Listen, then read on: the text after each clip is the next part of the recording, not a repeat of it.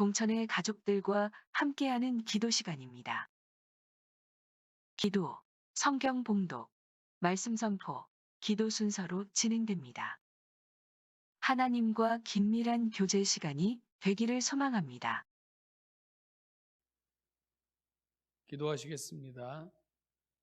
하나님 아버지, 우리에게 귀한 하루를 허락하여 주신 것을 감사합니다. 지난 밤에도 보호하사 평안히 잠들게 하시고 또 함께요 하나님 허락하신 귀한 하루를 시작하오니 성령 하나님 시작부터 마치는 시간까지 함께 동행하여 주시고 우리가 살아가는 모든 삶의 자리를 하나님 앞에 드리는 영적인 예배의 자리로 하나님의 거룩한 뜻을 드러내는 자리로 살아갈 수 있도록 도와주시고 인도하여 주시기를 간절히 바라옵고 소원합니다. 특별히 아버지 하나님, 오늘 하나님의 말씀을 통해서 주께서 들려주시는 거룩한 음성에 귀를 기울이고자 합니다. 사모하는 마음을 주시고 말씀을 받을 때에 아멘으로 받게 하시고 성령 하나님께서는 우리가 살아가는 모든 삶의 자리마다 이 말씀을 생각나게 하여 주심으로 말씀 붙들고 살아갈 수 있도록 우리 곁에서 도와주시고 용기를 허락하여 주옵소서. 오늘 둘이 살아가는 성도님들 살아가는 모든 삶의 자리마다 성령의 위로하심과 인도하심이 평안하게 그들 가운데 임하는 복된 날이 되게 하옵소서. 감사드리며 예수님의 이름으로 기도하옵나이다. 아멘.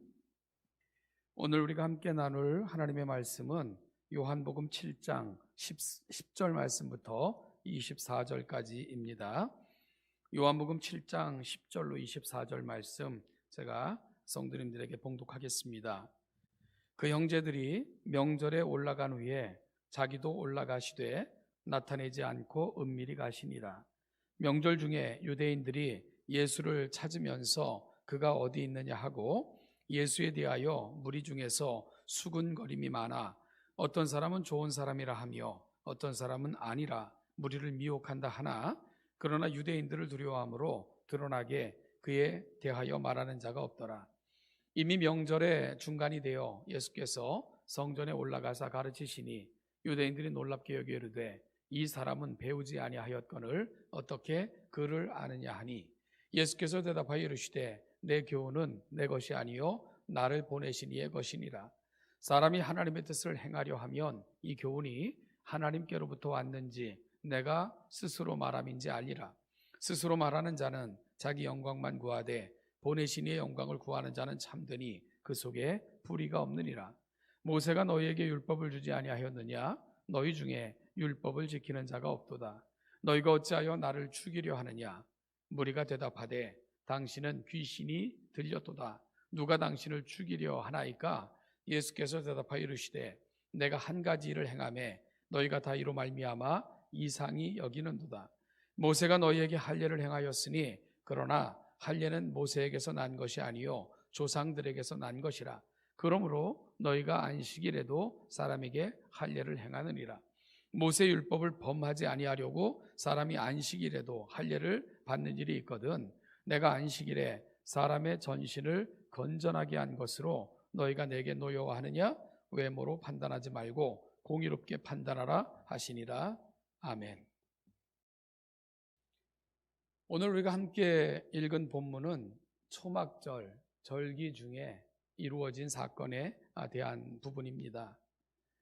오늘 7장 10절을 보면 그 형제들이 명절에 올라간 후에 자기도 올라가시되 라고 시작이 되는데요. 7장 1절부터 9절 말씀을 보면 형제들이 예수님께 예루살렘으로 올라가서 만일 뜻이 있다면 뜻을 펼쳐봐라 하고 요청하는 장면이 나옵니다.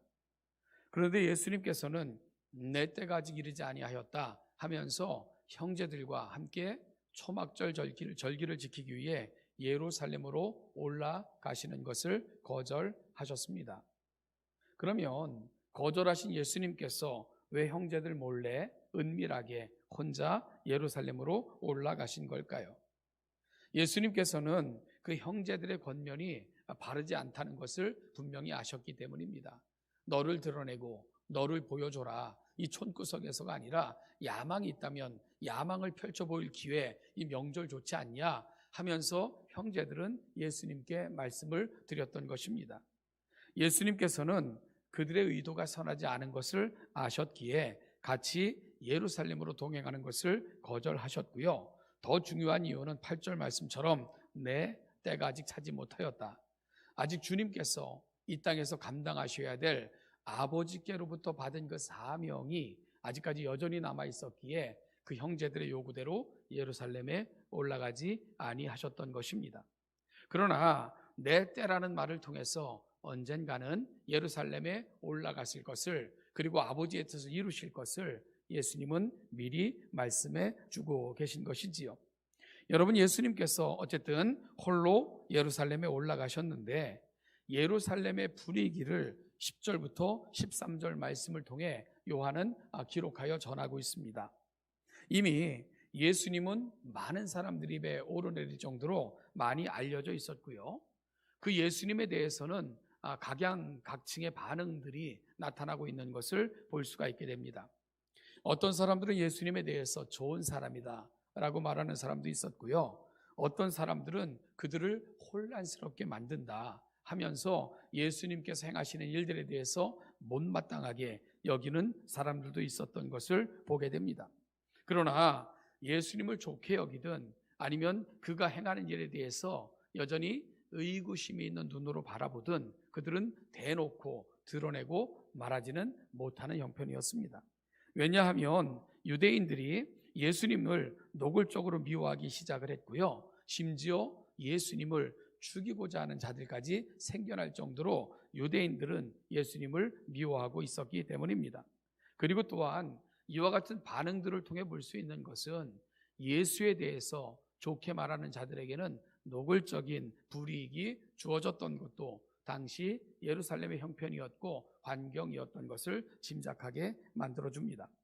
여러분, 그래서 예수님께서는 조용히 명절에 올라가셔서 이 분위기를 마치 지켜보시는 것처럼 그런 모습으로 초막절 절기를 지키고 계셨는데요. 14절 말씀을 보니까 이런 예수님께서 다시 군중들 앞에 서셔서 가르치기 시작하시는 것을 보게 됩니다. 14절 보니까 이미 명절의 중간이 되어 예수께서 성전에 올라가사 가르치시니, 예수님께서 회중들 속에 서셔서 다시 가르치시기를 시작하셨던 것입니다. 여러분, 마치 익명의 그리스도처럼 그렇게 홀로 예루살렘으로 들어가셨던 예수님께서 왜 갑자기 청중들 앞에 서서 가르치시기를 시작하신 걸까요? 저는 몇 가지 이유가 있다고 생각을 합니다. 첫 번째는 그 무리들을 보시면서 유리하는 양무리들을 보는 듯한 측은지심을 느끼셨을 것이다 생각이 됩니다.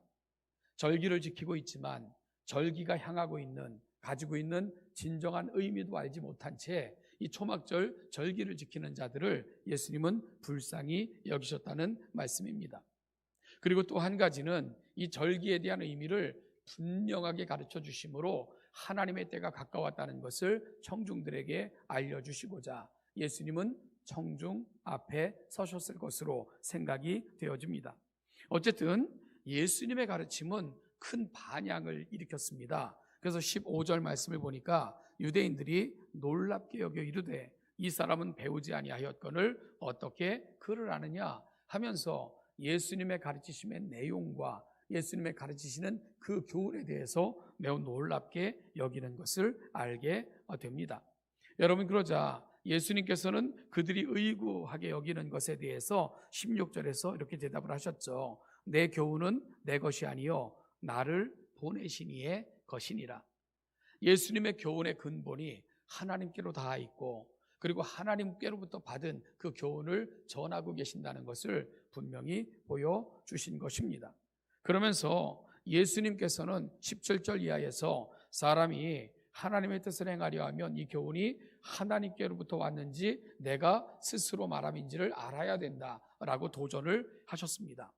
여러분, 그러자 이 도전 앞에 청중들은 그렇다면 너가 지금 하고 있는 교훈이 하나님께로부터 왔다는 것을 어떻게 입증할 수 있느냐 하는 물음이 생겨났지 않았겠습니까? 그들에 대해서 예수님께서 이것이 하나님께로부터 온 교훈인지 사람으로부터 말미암은 건지를 구분할 수 있는 분명한 구분점을 18절에서 이렇게 말씀하셨습니다.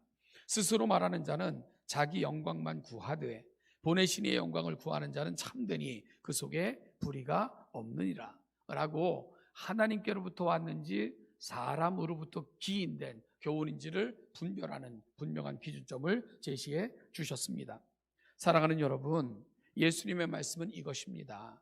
하나님의 말씀을 빙자하여 하나님의 말씀을 나를 드러내고 보여주고자 하는 증빙 자료로 사용한다면 이것은 하나님의 말씀을 온전히 사랑하거나 하나님의 말씀을 온전히 전하는 태도가 아니라는 거죠.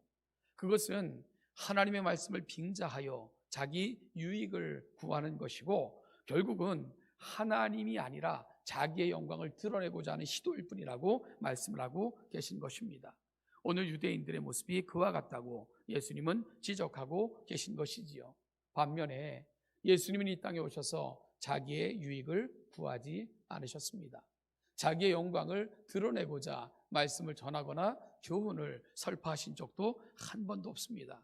예수님께서 요한복음 전체를 통해서 보여주시고 들려주신 말씀이 가는 자리, 아버지, 오직 아버지, 그분이 영광을 받으셔야 되고 그분만이 영광 받으시기에 합당하시며 나는 그분께서 원하고 기뻐하시는 것을 행할 뿐이라고 끊임없이 말씀하고 계신 것, 우리 주님이 보여주셨던 말씀에 대한 사역에 대한 분명한 태도셨습니다. 심지어 아버지의 영광을 드러내시기 위해 예수님은 모든 영광을 버리시고 이 땅에 오신 분입니다. 아버지의 목적을 드러내시기 위해 예수님은 철저하게 자기 자신을 낮추셨고요. 심지어 십자가에서 죄인의 괴수가 되어 돌아가시면서까지 아버지의 뜻을 이루신 분이 우리 주 예수 그리스도이십니다. 심지어 십자가 위에서조차 아버지께 버림받는 현장에서조차 오직 아버지의 뜻이 이루어지기를 구하셨던 분, 그분이 바로 우리의 주님이십니다. 이 모든 것을 통해 이 교훈이 누구로부터 말미암았는지를 너희는 판별할 수 있지 않겠는가? 청중들을 향해 예수님은 그렇게 도전하고 계신 거죠. 여러분 19절부터 24절 말씀을 보면 그러면 예수님께서 그토록 강조하신 아버지의 뜻이 뭡니까? 바로 세상의 구원입니다. 세상에 생명을 주시는 것, 그것이 바로 아버지의 뜻이고 이 일을 위해 내가 왔노라 라고 예수님께서는 분명하게 선포하신 것이지요. 그런데 당시의 유대인들은 여러 가지 법을 만들었지만 그 법은 하나님께로 향하고 있지 않았습니다. 오래전부터 선지자들을 통해 말씀하셨던 아버지의 뜻을 드러내는 일, 그들이 했던 일이 아닙니다. 말씀을 이용해서, 말씀을 또한 곡해해서 자신들의 이익과 유익과 영광을 추구하고 있었던 것, 예수님이 바라보셨던 유대인들의 안타까운 모습이셨던 것입니다. 그런 유대인들이 무엇을 가지고 시비를 걸었습니까? 베데스다 연못가에서 안식일에 병자를 고친 것 가지고 시비를 걸며 예수님을 고발하고 심지어 죽이고자 했던 이들, 바로 자신들이 지금까지 지키고 있었던 신념에 위배되자 사람의 생명까지도 어떻게 해도 상관없다고 주장했던 사람들, 그들은 하나님의 율법을 제대로 이해하고 지키고 가르치고 있지 않다는 것을 스스로가 증명하고 있는 것입니다. 사랑하는 동정교회 성도 여러분, 교회를 이 땅에 내신 하나님의 목적이 뭘까요? 예수 그리스도를 통해 보여주신 하나님의 마음, 하나님의 목적을 분명히 이 땅에 드러내라고 저와 여러분들을 교회로 삼으신 것입니다. 그 아버지의 뜻이 뭘까요? 세상의 구원입니다. 세상으로 하여금 생명을 얻게 하는 일입니다. 지치고 힘든 영혼들에게 하나님의 진정한 위로가 있음을 보여주는 것, 교회로 우리가 부름받은 이유입니다. 그러면 교회는 이 사명을 어떻게 감당할 수 있을까요? 여러분, 우리도 바리새인과 서기관들, 유대인들처럼 입술의 말로 하나님의 이름을 부르며 하나님의 말씀을 지키는 것 같지만 어디에도 하나님이 없는 그런 모습으로 교회된 우리의 모습을 살고 있는 것은 아닙니까?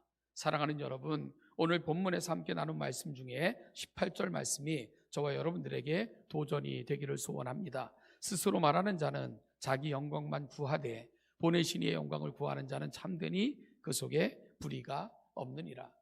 우리 입술의 말들이 아니라 하나님, 그리고 그분이 주신 말씀을 붙들고 살아가며 세상에 보여주는 삶의 언어로 우리가 전하는 말이, 하나님께로부터 받은 말이 진실되고 참되다는 것을 분명히 드러내고 세상에 보여주는 저와 여러분, 우리 동천교회가 될 수 있기를 간절히 소원합니다.